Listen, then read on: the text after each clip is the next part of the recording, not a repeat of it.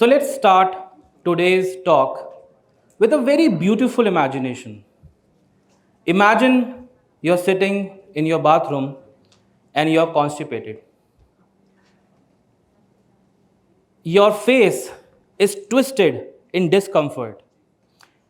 Sweat is beading all over your face. Your heart is pumping really hard, and your body is experiencing a thrilling sensation. You're trying too hard to push it out, but nothing is happening. Don't you feel that it is quite disgusting? Imagine if a person has to go through such disgusting feeling every time he tries to communicate. He tries really hard to push those words out, and each word feels like a battle, and each sentence like a war. And I have been the soldier of this war for more than 20 long years of my life. I suffered from a speech disorder called stammering. If I give you some facts, then 1% of the total population experience stammering. That is, more than 70 million people across the globe have this speech disorder. Let me give you a glimpse into the lives of this 1%. As a school kid, my day started with a lot of speech obstacles and struggles. And the first being a very simple act of saying present sir during the roll call at my school. It should have been a very straightforward task, right? But for me, it felt like scaling a mountain because I was too afraid that if I got stuck on these words, I will embarrass myself in front of the whole class, including the girl I really liked. If you're wondering whether I managed to express my feelings to her or not, let me first introduce to you stammering's best friend, that is regret. Regret is a constant companion in any person who stammers. So, yes, you are right. I was never able to express my emotions to her even till the last day of school. In fact, I was not able to express my struggles and my challenges even to my family. And if I talk about when I used to go to grocery shopping, I had a sinking sensation in the pit of my stomach. I used to rehearse my lines as if I'm going for a movie audition. And there were times when pointing out to a certain vegetable or product was the only option left with me. When I joined my engineering, I intentionally skipped few classes so that I can escape the rounds of introductions. I used to skip my language lab classes because it included public speaking activities. I skipped club meetings. I skipped many cultural events. Sitting in the audience, I always thought that I can be a good speaker. I have good thoughts and ideas, but I was never able to participate in such activities.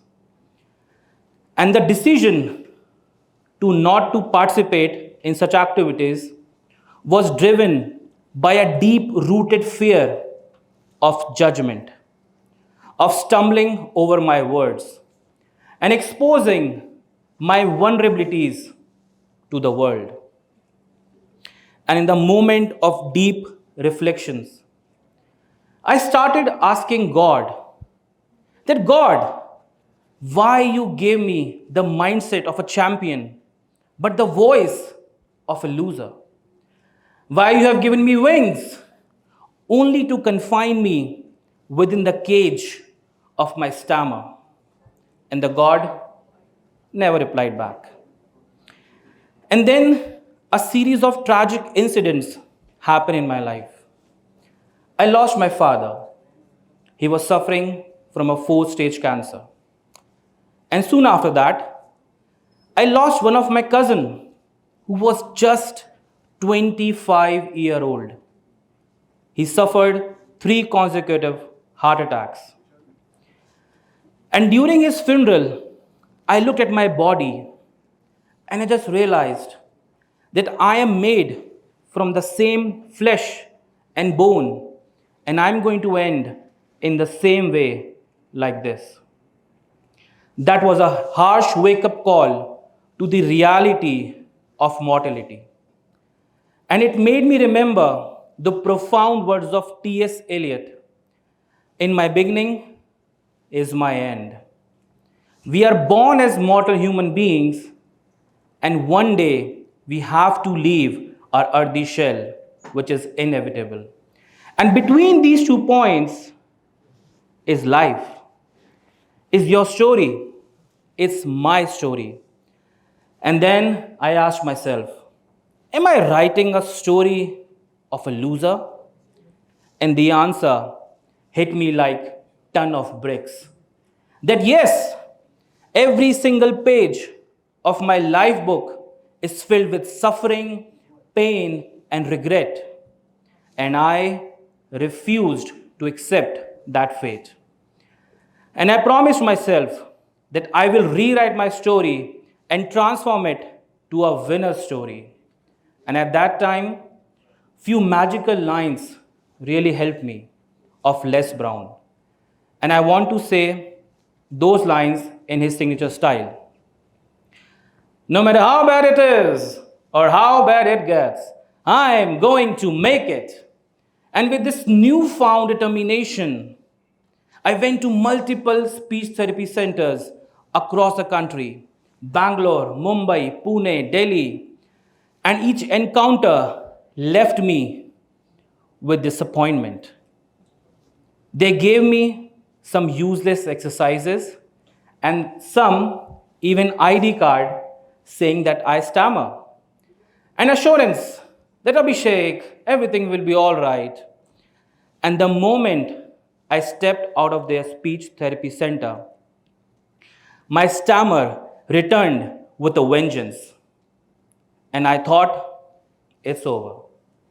I thought this dark night is going to be forever until I met my guardian angel, a 70-year-old speech pathologist, psychologist, sitting several kilometers apart from me, named Dr. Michael Samuel. He understood my stammering deeply and told me that I have a situational based stammering, also called nerve based stammering, which will be triggered more when I will be in a stressful situation. He offered me help, support, and most importantly, hope. It was the first time I could see that glimmer of light at the end of the tunnel. And I realized that my stammer should not define me. Instead, it should work as a catalyst for my growth and success. He didn't just treat me, but he illuminated the path towards understanding the core of it. He peeled all the layers of my condition and revealed its true complexities. And now the tide began to turn. I was a more improved version of myself. I was more fluent. I was more confident. And my this newfound confidence gave me wings. And they carried me to places where I could freely express myself, my ideas, and my thoughts. I became a public speaker for a memory training institute. I became an external soft skills trainer for many corporates. And I was so happy that finally Finally, I'm able to break free from the prison of stammering. Then I had the last conversation with my guardian angel. Few days before he left this world forever. And I never knew that that call was going to change my life's trajectory forever. He spoke about a very powerful message of giving back to the world, of using our own struggles as stepping stones for the others to lift up. His words ignited a fire in me, a fire of purpose and determination. He passed the torch to me, and I found my true calling. That is to brighten the world of every stammering person around the globe. And today, I stand here as the voice of the voiceless, as the beacon of hope for anyone who stammers. And to all the people who stammers, I want to say that with one voice, one word, we spark a revolution of change and empowerment. Let's come together to unleash the full potential in us and transform our lives. Armed with knowledge of speech therapy, psychology, and neuro-linguistic programming, I am privileged to treat thousands of people across the globe. I have students from the countries I never knew existed before. My phone's WhatsApp is full of all different country codes, but one common passion unites us, and that is to gain freedom from stammering. And to all those 99% people who think that we are some alien human beings when we struggle to talk, I want to say one thing, that today I have a dream. I have a dream that one day stammering people will not be judged by their flow of speech, but by the depth of their intelligence, and I have a dream. Thank you very much for joining me on this journey of triumph and transformation. This is Abhishek Yadav. Thank you.